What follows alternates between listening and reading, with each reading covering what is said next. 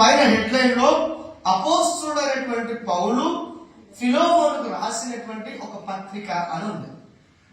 ఏంటంట? పౌలు ఫిలోమోనుకు రాసినటువంటి ఒక లేఖ, ఒక లెటర్. దేవునికి స్తోత్రం. హల్లెలూయా.